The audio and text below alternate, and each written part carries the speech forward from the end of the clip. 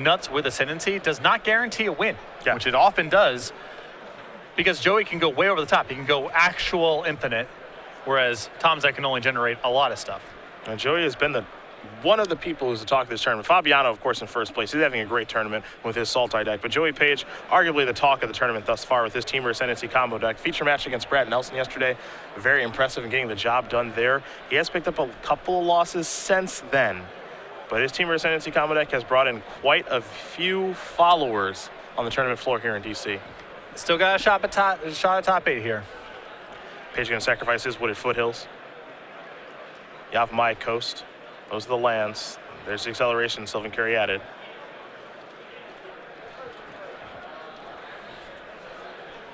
And Tom is really light on meaningful interaction game 1. I mean, Joey's deck is a little less consistent than Tom's.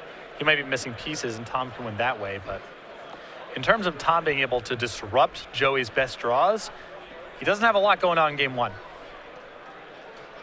It's just going to be a race, kind of. Yep. Flooded Strand there from Ross. There's nothing we can say about Tom Ross that you guys don't already know. Back-to-back invitational champion among many other things that he has put together in his career. He's headed to the Pro Tour in 2 weeks, Pro Tour Fate Reforged as well. A goal he's been working towards quite a bit. Gonna be watching to see how he performs there and see if he can put some more wins together and make the top 8 here. And it goes without saying that we are all hoping that Tom has a long and permanent, honestly, return to the Pro Tour. Yep. It is Raise the Alarm. 2 tokens there for the boss. You saw Page miss a land drop. That's the issue here for Joey this game. A couple copies of Teamer Sabertooth in his hand, however. Looks like a Genesis Hydra over there as well. Ross going to deploy a Battlefield Forge. Tackle both those tokens. One predictably blocked. One will get through. And we're also deploying Jeskai Ascendancy. So it's very clear what the boss is up to here. His Voyaging Satyr is going to come off the top here for Page, and he'll pass the turn back. Well, the problem is that this Ascendancy speeds up Tom's kill dramatically. Also means that blocking with the Caryatid is likely off the table. Yeah. Because Tom can pump with a couple spells. Joey needs that Caryatid to survive to get to his 4-mana displays. Jeskai Ascendancy, not the talk of this particular tournament. It's been Teamer Ascendancy that people have been interested in. And Page is a big reason for that, as Ross does deploy an island and attack with both of those soldier tokens. It's funny to say that Tom has been flying under the radar, as that's a tough thing for a player like him to do. But that has certainly been the case thus far. Well, we have a lot of great players playing in this event, and frankly, a 9-3 record doesn't really stand out. We got a lot of 9-3s right now. Yeah, it's really true. See, Lightning Strike's going to take care of the Voyaging Satyr. Tom's going to draw and discard from the Ascendancy a Monastery Mentor. Or Raise the Alarm here as well. So he's having an absolute blast now. Some more soldier tokens in play. He's built up a very, very nice board, gotten some damage across. And now we're going to head back Page's way. Page finally drawing a land, however. I don't think Joey's going to get to untap here. I would be surprised if he does. Island of Blossoms to play. Only one blocker back on defense. Jeskai Ascendancy can be very difficult to beat if it stays in play for multiple turns. Yeah, Joey just stumbled a little bit here, and even if he hit his land drops, it didn't seem like his hand amounted to all that much. And Tom's had a very good draw here. His deck's certainly capable of some explosive starts, but this was not one of them. Tom, the more explosive of the two, and now he's trying to figure out a way to wrap this game up on this turn if he can. Okay, modern competitors. Welcome to round 3. You have 50 minutes. You may begin. Boss taking a long look at things here. Wants to get this game over with now if he can. Stoke the Flames in his hand among other options. Looks like a copy of Jeskai Ascendancy as well. Well, if he has a copy of a mountain in his hand, it feels like he can play the Ascendancy, Stoke. I think there's multiple paths to a kill this turn. Yeah, unable. A mountain, I think, a mountain will allow him to play the Ascendancy, but not be able to Stoke in the same turn because the Convoke creatures are all white. Well, he had 3 red sources of mana. 3 red sources, yes, but he has 2 islands in play. That's the problem. Okay, sure. So he wouldn't be able to do all of that stuff in the same turn, but just one Stoke is going to get the job done there from Joey, as Joey's going to concede the game very quickly, knowing that he's basically out of this game. Can't make a comeback. So Tom Ross is going to win game number 1 there over Joey Page. Jeskai tokens up a game over Teamer Ascendancy combo. I know everyone wants to see more from Team Ascendancy and what it can put together, though his sideboard rather straightforward with 3 Nellius Disciples, 3 Nissa World Wakers, 3 Kiora the Crashing Wave, 2 Reclamation Sage, 2 Setessan Tactics, and 2 copies of Hunt the Hunter. Nothing here all that exciting, it feels like, against Jeskai tokens. I like the Setessan Tactics just fine. Okay. And besides that, I'm not really that into his sideboard. The Nylea's Disciples, they're going to be good against some amount of Tom's non-Ascendancy draws. But the games where Tom has Ascendancy, it's trivial for him to power through that. I think the 2 Reclamation Sages will probably come in as well to give Joey a little bit more play against Ascendancy itself.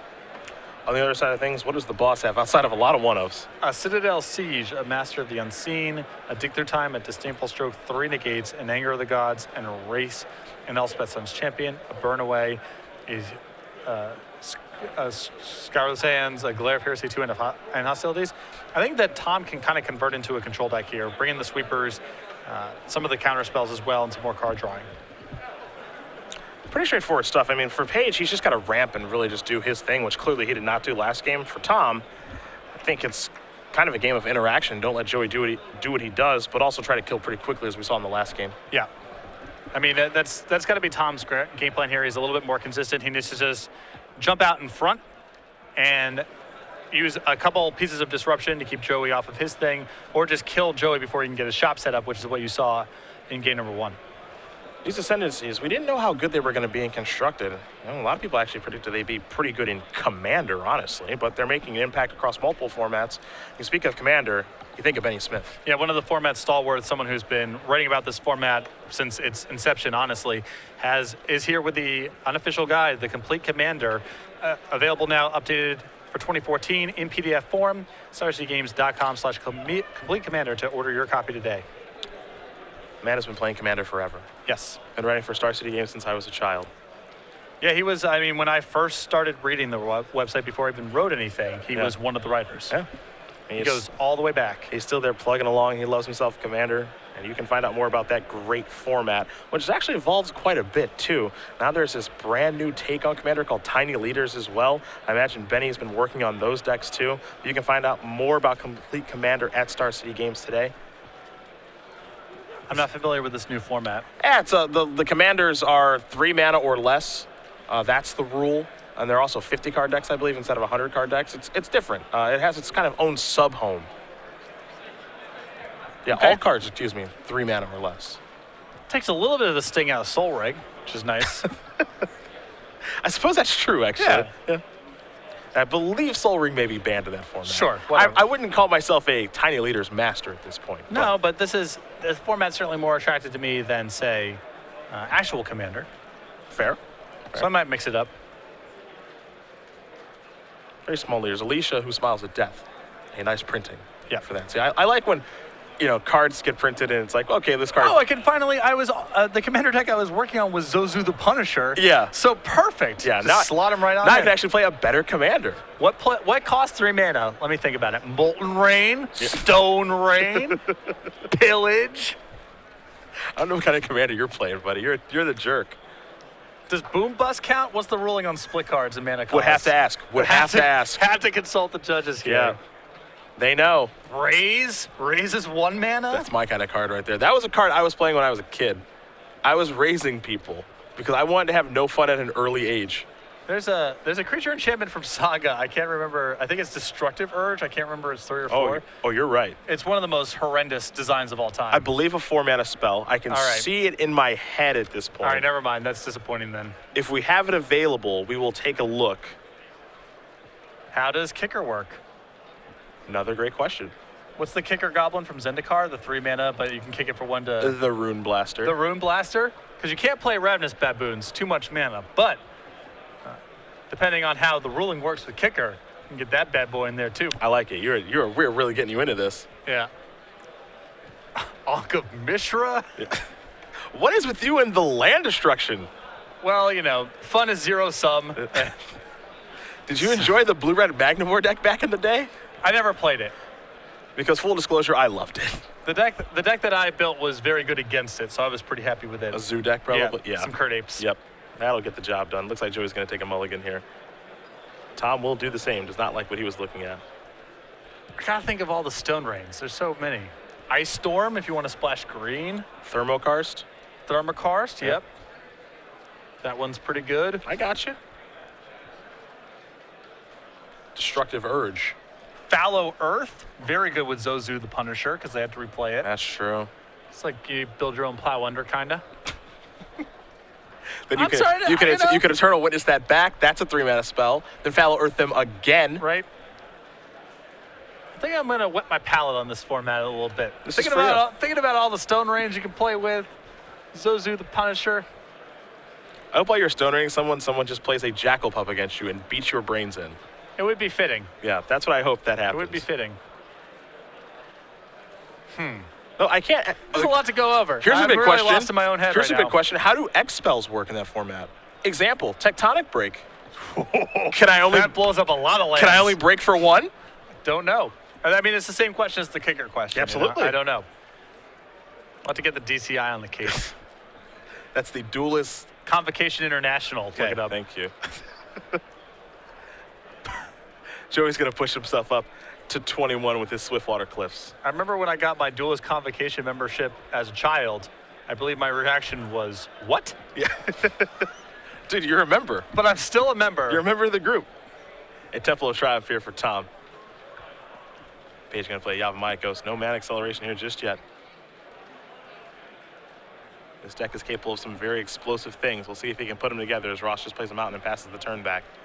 A forest will come off of the top, and there is a Courser of Crewfix. Forest will be the top card of the deck from the Courser. And you can see Tom has already gone to the conversion here. He has end hostilities in hand. I think he's shaping up to play a control game here. I'm being informed the rules are very serious about Tiny Leaders. Kicker doesn't count. Sweet, Room Blasters live. Split cards have to have total cost. Boom Bust is off the table. That's off a the bummer. table. If both halves have a converted mana cost of 3 or less, you're Also, good. Pain Suffering is another stone range split card. There's 2 of them. That one also doesn't work. Nice, that card knowledge, vast.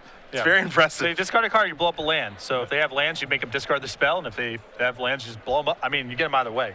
Squeeze. Erase will take care of the Courser. Here's an attack for 2. And Forest will come in play for Page, and all you can do is pass the turn back. Singing Bellstrike among the cards he has in hand, also Reclamation Sage, but his hand has not come together very well at all during this match. Some doozies in there. Here's an attack for 2. The boss will put Page down to 16. And there's a copy of Wardling Outburst. That's good to go as well. 3 Goblin tokens on the way. I like this kind of line of play from Ross. I think he can pretty comfortably assume that there's just issues with Joey's hand a lot of the time. He has a lot of moving parts, and if Joey's not doing anything, maybe he's sandbagging some sort of sweeper, maybe he has some big plan, but most likely he's just got a hand of things he either can't or doesn't want to deploy.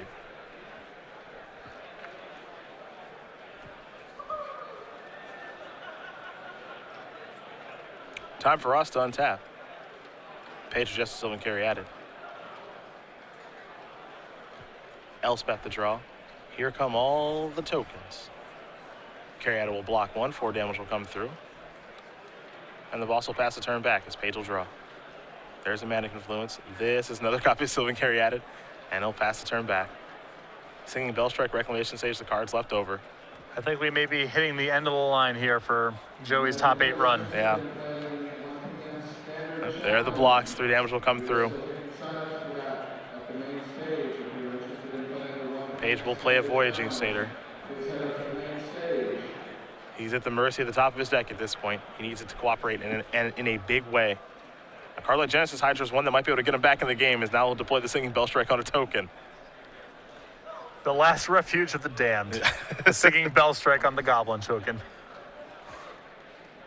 There's a Stoke the Flames. Gonna go upstairs.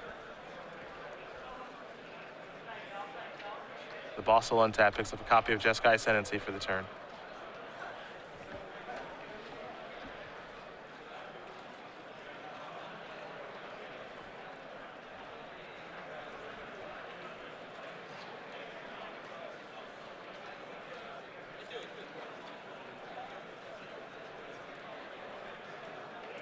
There's Lightning Strike to get Voyaging Satyr out of the way. That'll clear the road for some of these tokens.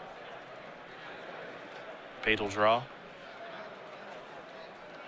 No, he doesn't want to cast Reclamation Sage. But he may have to. Let's take a look at this. It's a Hydra. Okay, it's Something. That's better than nothing. 2, 3, and 4. The Acolyte is in. Pass that turn back over to the boss here in just a moment. I mean, it's 4 blockers against 4 creatures. Yeah. Wild Slash the draw. I believe Joey's at 2. I believe so that's a bummer. true.